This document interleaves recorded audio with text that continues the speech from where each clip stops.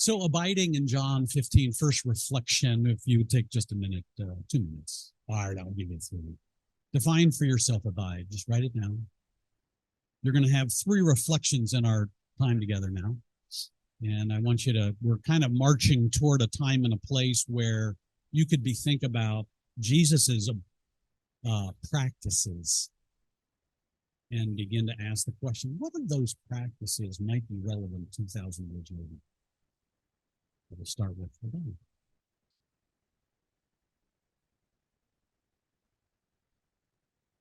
And then as you're moving toward that, how have you practically lived out abiding, even if only by default? Maybe you aren't intentionally thinking about, I'm going to abide today, but you're probably doing it practically. That might definitely come out.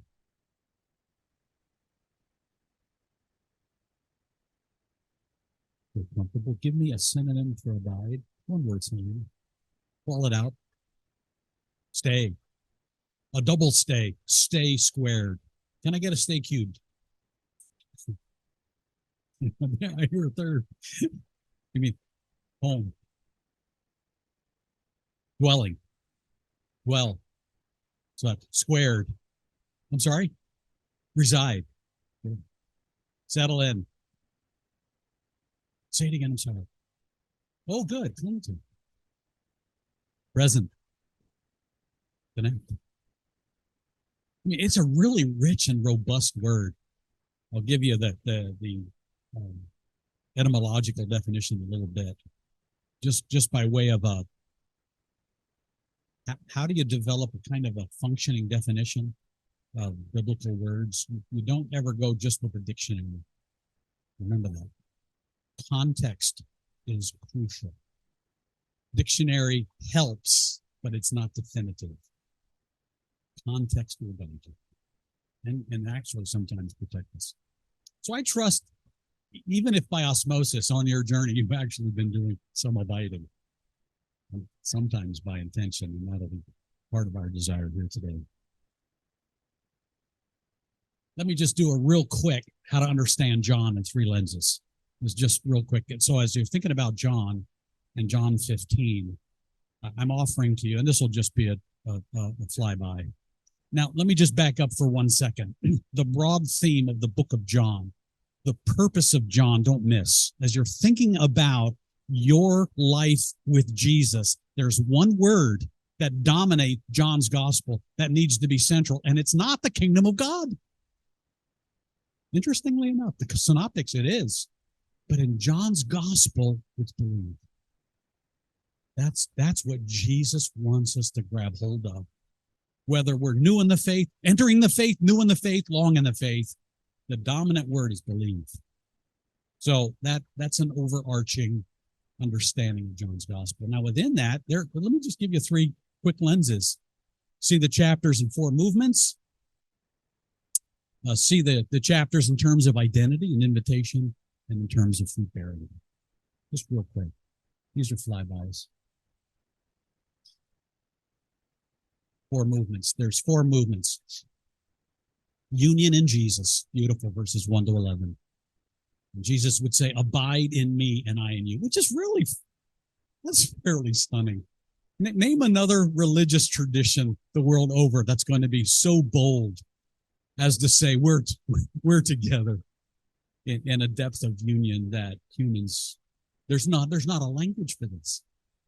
So Jesus borrows, right, from the agrarian world to help us. Then he moves into communion to love one another, verses 12 and 17, that you learn to love one another as I have loved you. So union to communion. And then Jesus shifts, number 3, third movement, verse 18, to mission and sacrifice. He says, if the world hates you, know that it has hated me before it hated you. Can you imagine Jesus getting to verse 18 after this incredibly feel-good section? Man, you're going to create a contemplative community, verses 1 to 17. And then he gets to verse 18 and he pivots and says, oh, by the way, you get to suffer for me. I didn't sign up for this. And then the 4th movement, mission and fruit bearing, verses 26 and 27. And you will also bear with me. So you have these 4 movements. So as you're reading through the chapter, you get a sense of that movement. And you're appreciating what the Lord is saying to us. in following him. And then the third is, I'm sorry, the second. You got to love the language in terms of identity. He says we're branches, we're servants, we're friends,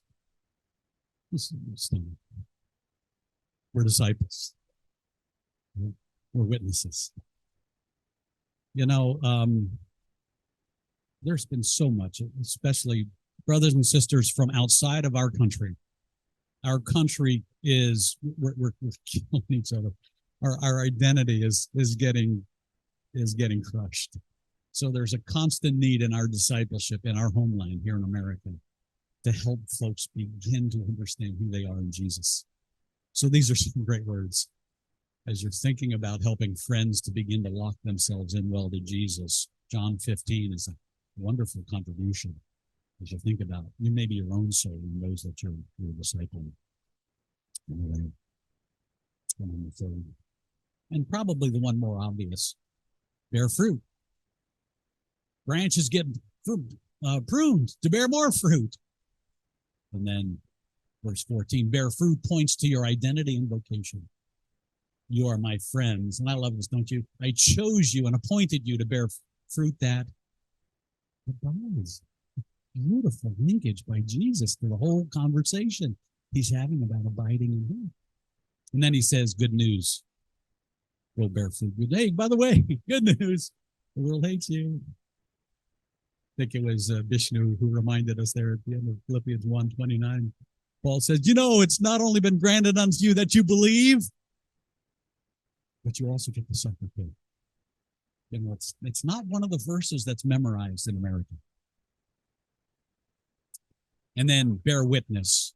Witness just like Jesus. So you have these three various ways to enjoy and think about how that's how rich it is when you're thinking about Jesus, right? He just gives you so much truth to anchor yourself on and however you're working it out with yourself. A definition. I'll come back a little later on to the technical grammar, etymological, right definition of abide. But I wanted to go back to the one that I am anchoring on for our purposes here.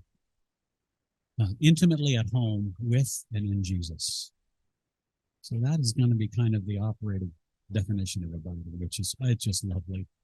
It brings all kinds of fresh imagination to me to think about my abiding with Jesus. And I'll highlight two verses.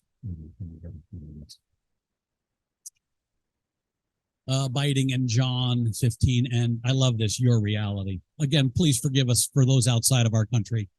In America, we talk about your truth.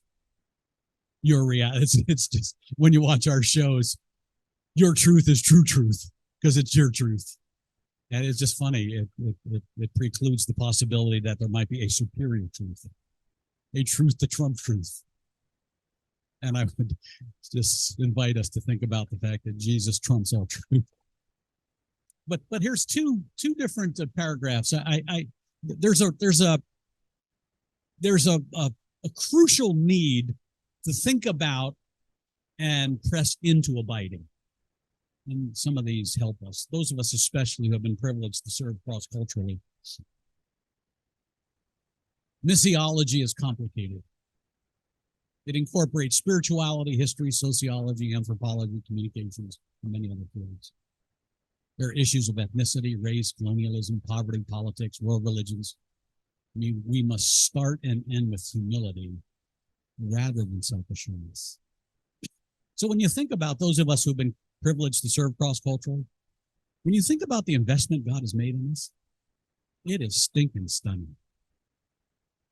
And yet I feel like every time I read an article this morning on the contribution of scholarship to understanding the global movements of Jesus for 2,000 years. And I need to know this. It's like I never stop learning. I'm never at the place, geez, Lord, can I just once in a while say, I'm done for a while? I'm preparing this. The article comes up. I need to read. It's an early morning. We're all being discipled. This comes from our president, and I really appreciate it, Kevin Higgins at Frontier Ventures, their mission. He says this: mission work is littered with broken families, fractured souls, burnt out laborers, shattered teens, men and women who stay on the field or stay on the field but retreat to the safe routines of mission administration and known Christian expressions, rather than pressing into the far more challenging process of deep incarnational humble servant living among the unreached.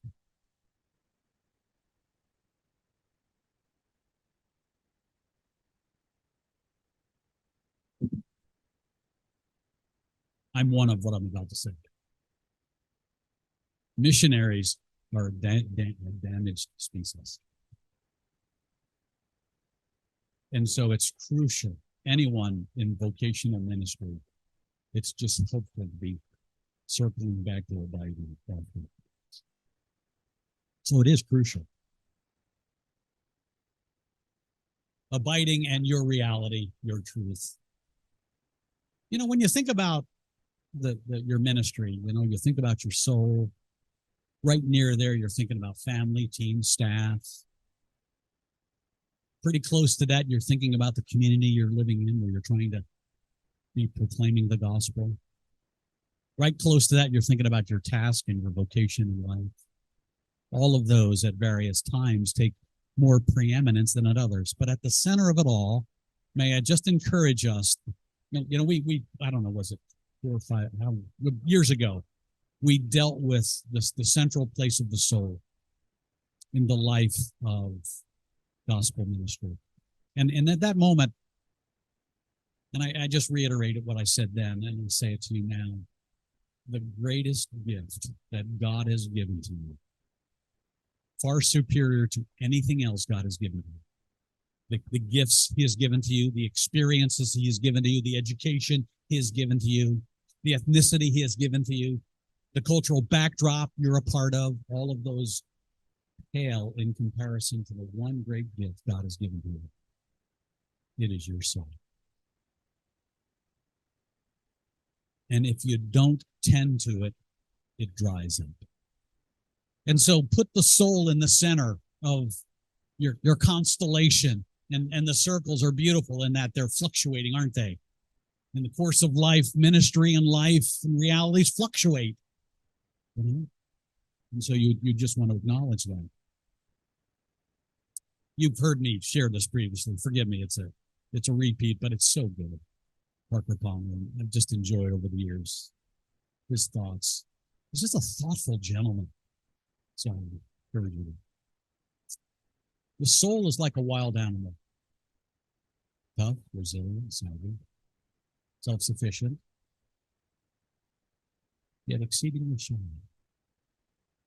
If we want to see a wild animal, the last thing we should do is to go crashing through the woods, shouting for the creature to come in. But if we're willing to walk quietly into the woods and sit silently for a minute or two at the base of a tree, the creature we are waiting for may well emerge. And at the point of an eye, we will catch a glimpse of the precious wonders we see. It's really hard to get that deep in the midst of a week with our mentors and small groups. But it is an attempt to give space to your soul.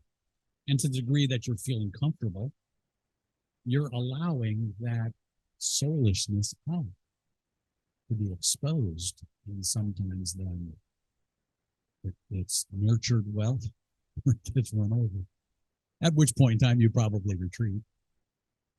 It's very, very difficult to allow our souls and our true self. And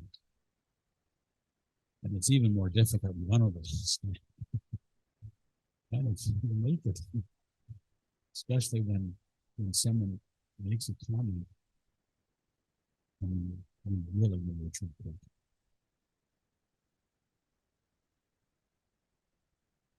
I might say, sorry.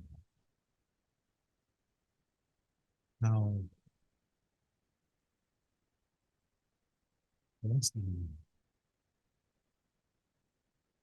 how Josh draws portions as he leads us for days. I need help. I theologize way too much to myself, and I make myself sound really good to myself.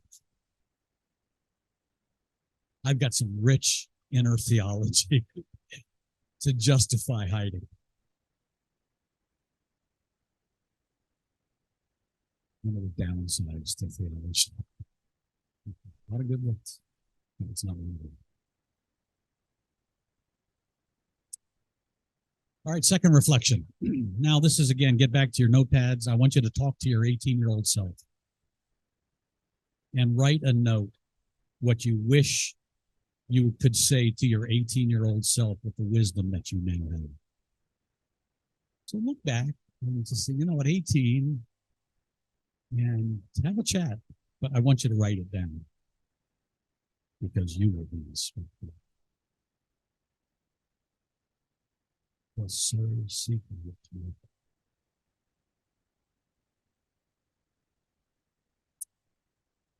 What advice would you give to yourself with your current level of maturity and experience to your 18-year-old self to give guidance and abide well and abide with persistence?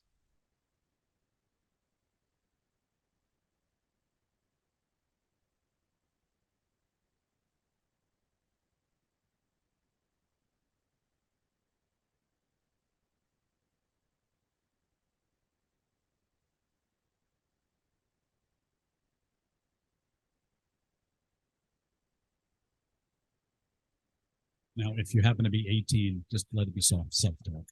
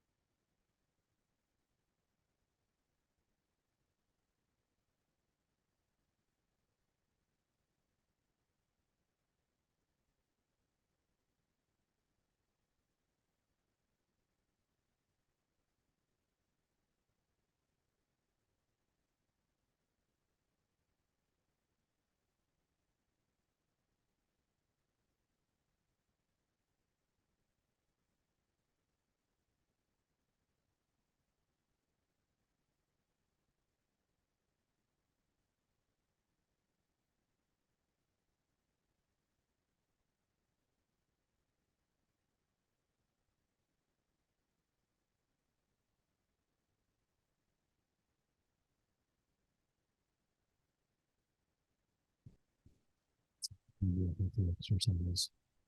And maybe don't make it an it'll help. There'll be a third reflection when we're finished the exercise.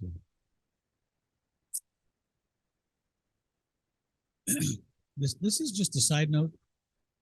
Abiding, this came to my mind, and it took me a while. I've had the privilege of pivoting organizations.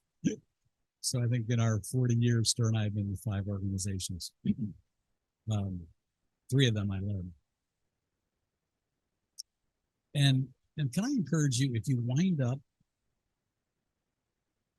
for whatever reasons, you wind up in another organization, ministry assignment, after being at place X for quite a while, give yourself the liberty to create fresh wilderness over you. It just takes time. So that's my encouragement to you. If I could offer myself any piece of advice when I'm leaving organization X to go serve with organization Y, my note to myself would be, Jim, give yourself a year to create new rhythms, because the old just got disrupted. The disruptor arrived. Right? So that would be my encouragement as you're thinking about your own leadership. And that's the advice I wouldn't have minded having in the room.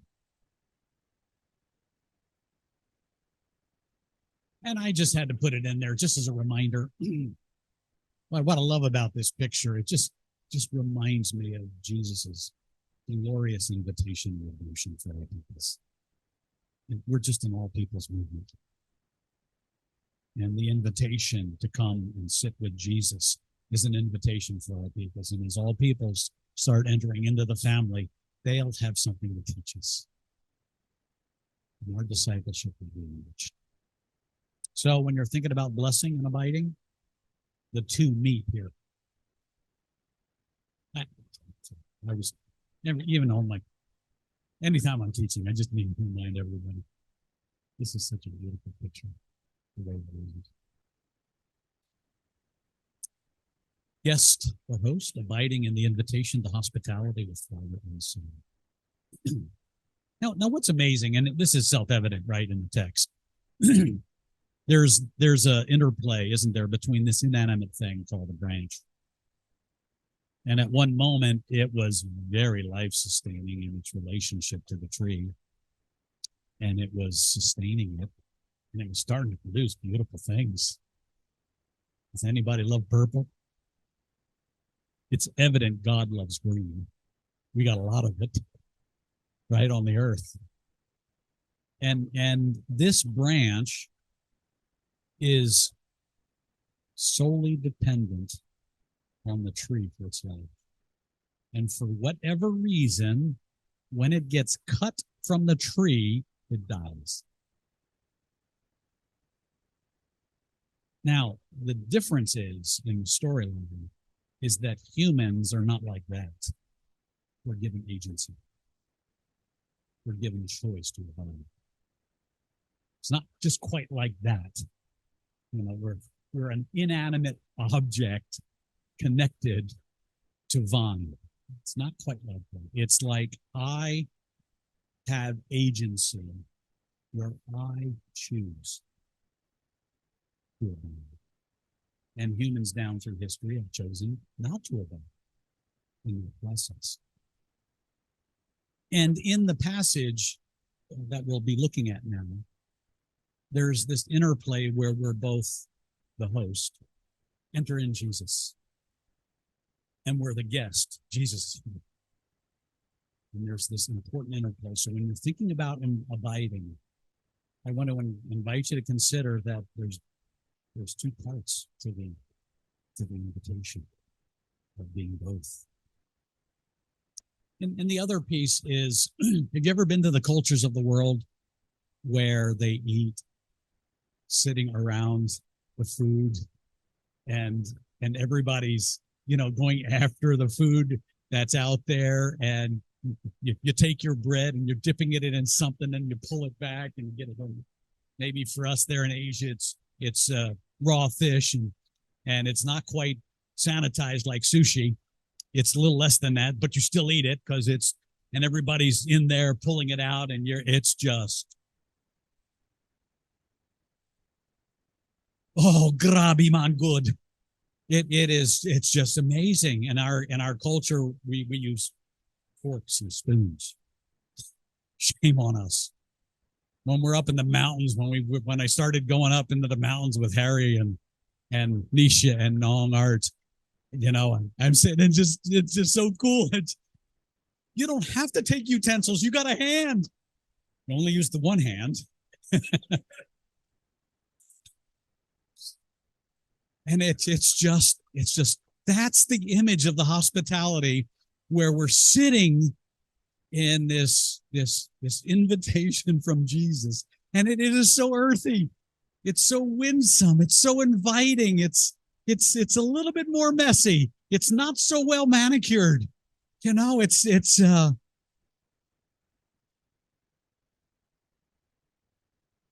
mom was Italian, Lombardo, sweetest little Italian lady on the planet during COVID season at age 100. Growing up, fork, spoon, son, fork, knife, son. Mom, if it's peanut butter and jelly sandwich and chips, I don't need those. And yet we were learning. In the way of Jesus, it is not so neat. And so that's my invitation to your imagination when you're thinking about abiding. And we're going to get to this in our third thought now about abiding. It is beautiful because it's an invitation toward community. It's an invitation toward hospitality, and it's an invitation around the meal. One of the most beautiful pictures for most of the world. So 2 texts. Guest or host, an invitation to hospitality with the love of our souls. When they asked Jesus in John 14, so show us the Father, that'll be enough. And he goes on to talk about himself. And then he gets to verse 23, and Jesus answered him and said, if anyone loves me, he will keep my word, and my Father will love him, and we will come into him and make our home with him. Beautiful invitation, isn't it? Next verse, Jamie read to us. This comes out of the Message now. I've loved you the way my Father has loved me. Make yourselves at home in my love. If you keep my commands, you'll remain intimately at home in my love. That's what I've done. Kept my Father's commands and made myself at home in his love. And so this is the invitation, this beautiful invitation to hospitality. We take the initiative. We're a host. We enter in and we discover he chose. We're guests.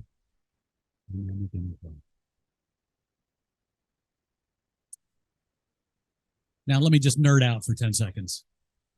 John 15 is it's incredibly weighty stuff. There's so much in there. And I'm sitting with it, I'm thinking, where do I land the plane with? And so I landed on an adverb. It's an amazing adverb. Kathos, the Greek word, as, just as, an adverb of manner many times. The most classic text on kathos is the Great Commission in John's Gospel, when Jesus said, as the Father has sent me, so now I will deploy you. In the same way that the Father sent me, I will send you. In the same manner that the Father has sent me, I will send you. And Jesus now in verses 9 to 11 uses kathos 3 times. So that's what I want to anchor in on for these minutes and just kind of begin to get a little bit of our bearings on abiding by how Jesus abided. And so our abiding is going to be informed and shaped by Jesus. How did Jesus play out abiding? Gotta love it, right? Who would have ever thought adverbs to the rescue? Did anybody ever get out of grade 3 grammar? It took me a couple of years. Adverbs and prepositions killed me. Here's a couple of definitions that come out of some of the Greek literature. As the Father has loved me, I have also loved you. Jesus says, therefore, remain, abide. To stay, to abide, to remain. I love this one, to sojourn to a place. Love that imagery. To continue to be present. God is said to abide in Jesus. To dwell, as it were, within him. To be continually operative within him by his divine influence and energy. To be rooted in him. To be knit by the same Holy Spirit. It gives us, along with some of the synonyms you were calling out, a chance to imagine, maybe reimagine, along with this element of hospitality.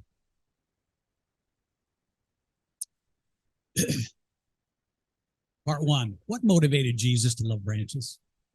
No, what motivated Jesus to love branches? And so he pulls out a branch and says, you are like this. And yet, his hosts, his culture, the people he was speaking with, they understood what he was talking about. Just as the Father has loved me, I also have loved you. The Father modeled love to Jesus, and Jesus models to us. How do we know what this love looks like? How did his disciples see his love? Certainly some things need to be deconstructed. I know it's the buzzword these days, but sometimes it's good. Some things have to be deconstructed. So the discipleship for abiding was trying to figure out what it looked like for the Father to love Jesus, because that was the basis upon Jesus' love for them. So can you imagine the disciples sitting around, notepads out, discussing together, what did it look like exactly for the Father to love Jesus? Just a rich insight, boy, but it was tough. Even richer in the process. And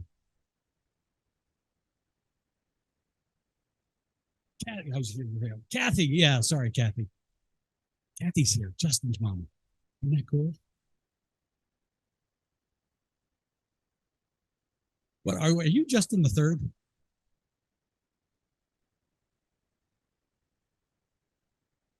That's right. So each along the way are arm wrestling the element of what did the Father's love to Jesus look like in such a way that Jesus now is using that as his criteria to help the disciples understand the Bible.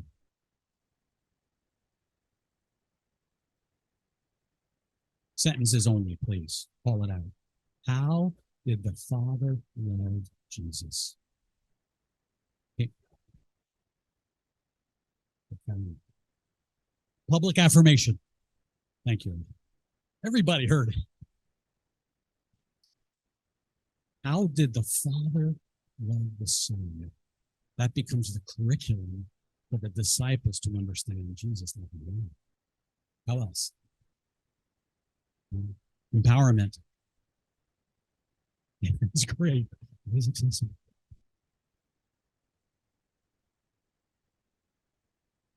German covenant love. Good. Power. Power needed. Entrusted with the task. Son. Good. Yeah, good. Protected until. Delighted. That's good. Shared his heart. Give me on.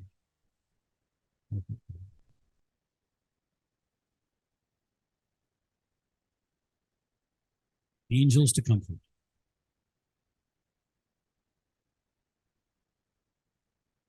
With what? I'm sorry.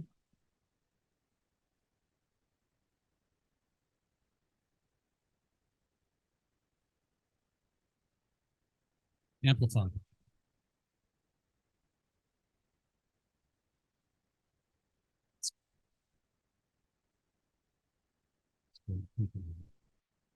That's part of the abiding curriculum. Sit and think about how the Father loved the Son is part of the abiding process. And that's what Jesus was calling them to do. As the tapas. The Father loved me, I will love you. What needed to be deconstructed? They had it figured out. And they were going to make sure they were right beside Jesus when he entered his kingdom. And they were quite confident that they were going to be ruling right beside Jesus. And they had some nice theological debates as who is the greatest in the kingdom. And all of that taking place numerous times in Luke's gospel. And so they were They were trying to construct an understanding of love that was centered upon them. So they were trying to inform God as to what love should look like. Humans, we can do that. So you see that in when you get to Luke chapter 22, and Jesus one more time tells us, I'm going to the cross. And then he tells them, you are going to be with me one day to the cross. Amazing. I have thrones for you, but I can do it for you. Second, host and guest, abiding is obeying Jesus. Kathos, just as. If you keep my commandments, you will abide in my love, just as I've kept my Father's commandments and abide in his love. Jesus models this way with the Father, to keep tereo. Even Jesus himself would guard, preserve, watch over, to hold firmly. Look deeply into the teachings of Jesus and seek to walk in them. So what does abiding look like? Think about Jesus' teachings. Spend a lot of time thinking about the teachings of Jesus. And in those teachings comes the pathway to abiding.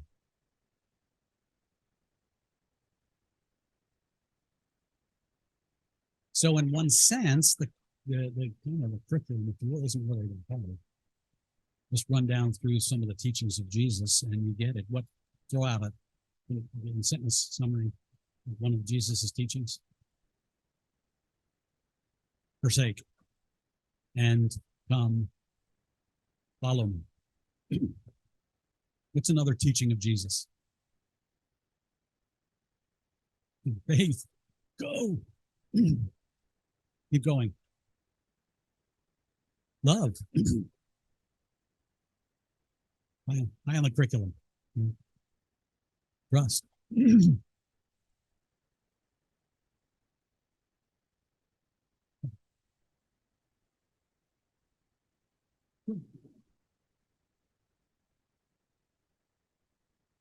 Learn to pray. Good.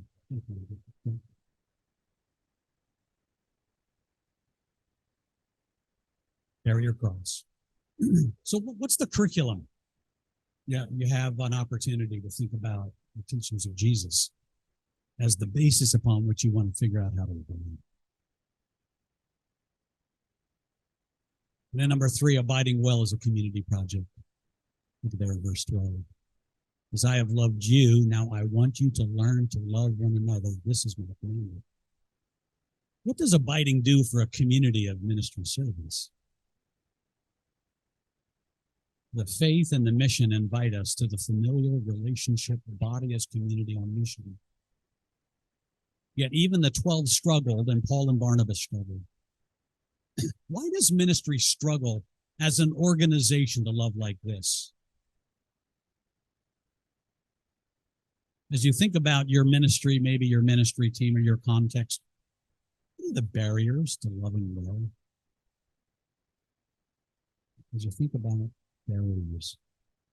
Why is team love life so hard?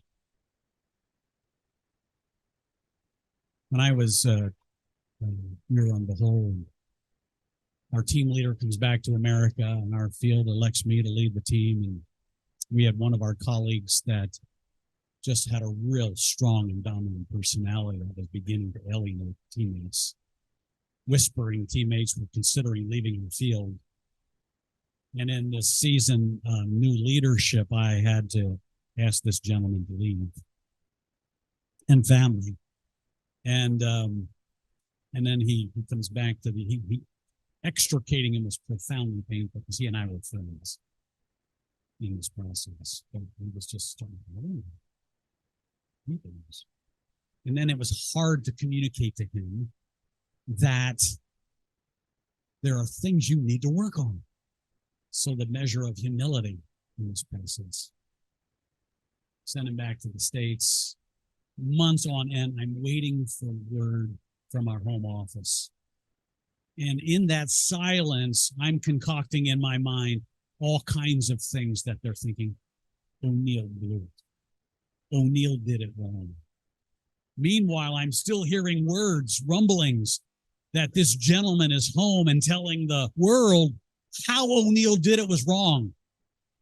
And it ate my lunch. It hurt.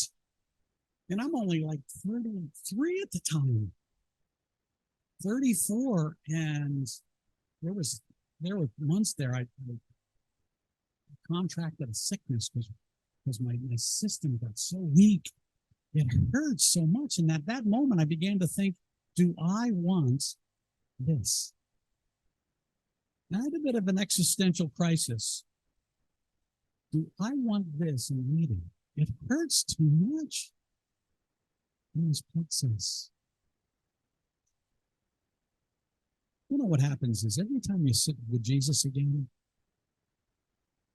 in the final analysis, that's where I was guest. He didn't show up as host. As host, I would have told Jesus I'm done. As guest, I sat there with Jesus. And I had to ask him, before you speak, Lord, may I express my opinion?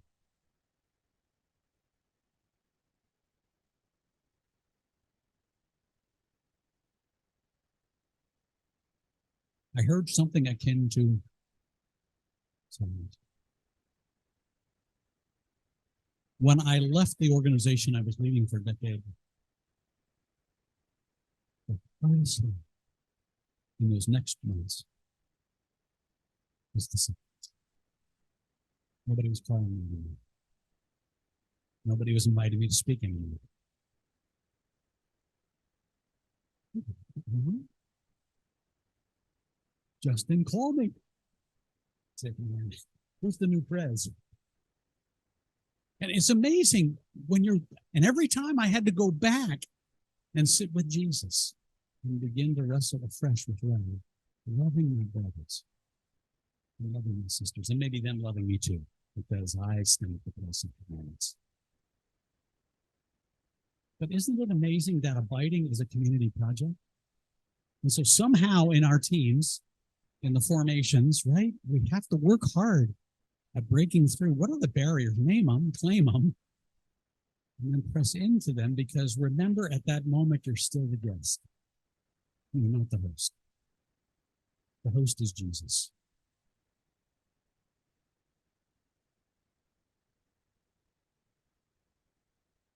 So, pathos, what motivated Jesus, beautiful. Host and guest, Jesus is our model and abiding one.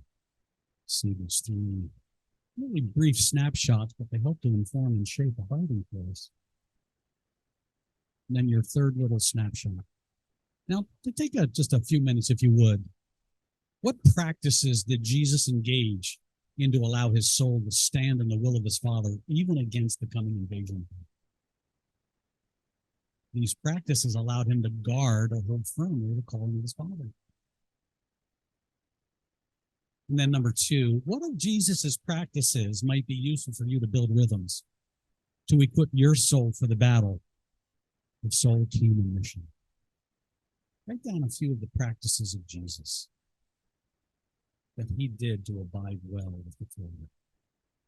And then ask, are any of those relevant a couple of thousand years later? And are there things in there that maybe could be part of your takeaways in our time together? What might be helpful to you? So think about the practices of Jesus. I hope you believe them.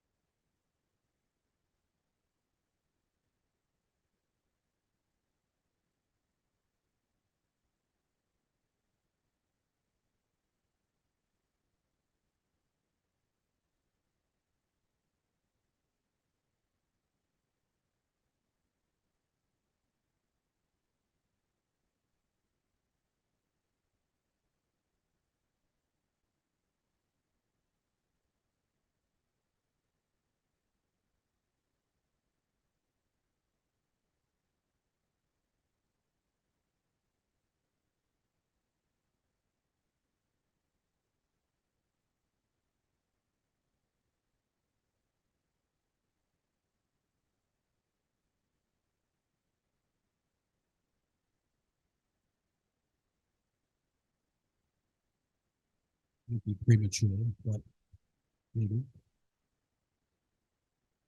In what you're just seeing, both with Jesus and thinking 2,000 years later, some of these rhythms and practices that have helped the souls of saints for 2,000 years, might there be one or two that could be part of practices for you over the next year?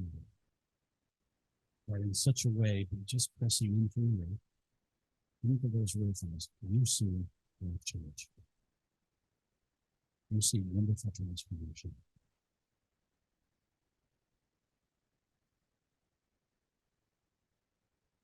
I meant to say, I'm so thankful that after my toughest moments, when I wanted to be host, in my toughest moments when I was constructing in my mind, Jesus, this is how it's going to be. When I found my way back, kind of with Peter, to being guest, and Jesus is host in my soul, I was able to say,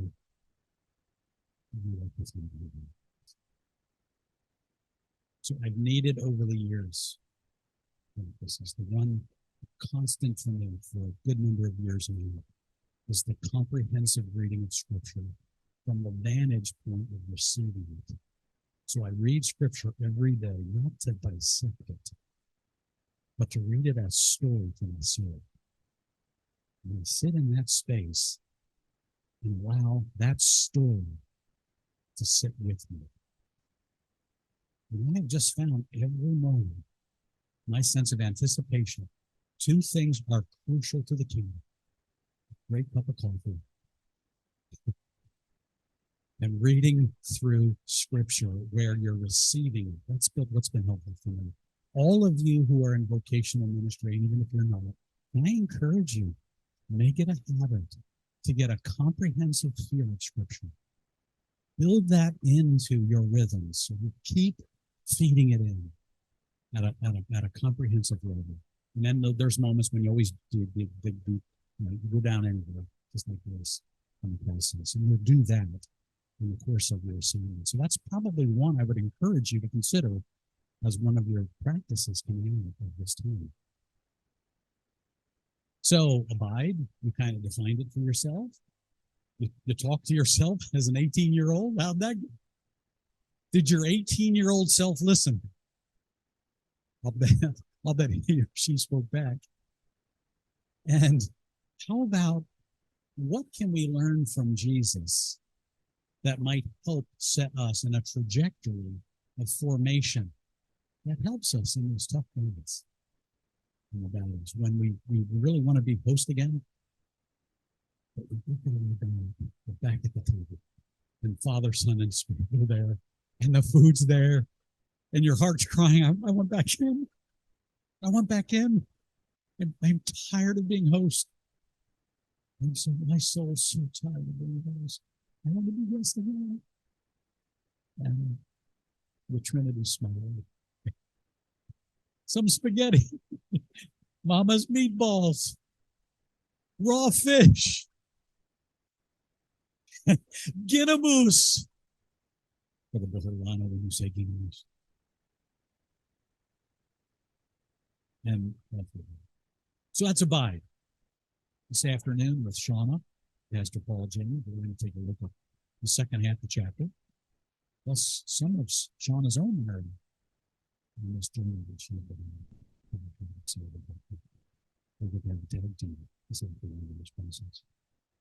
Abiding. So I just tweaked how we might approach a rich and robust chapter with a couple of verses and building it around an adverb, and just trying to begin to think about abiding in this way of Jesus. And then you can be thinking guest host on this journey.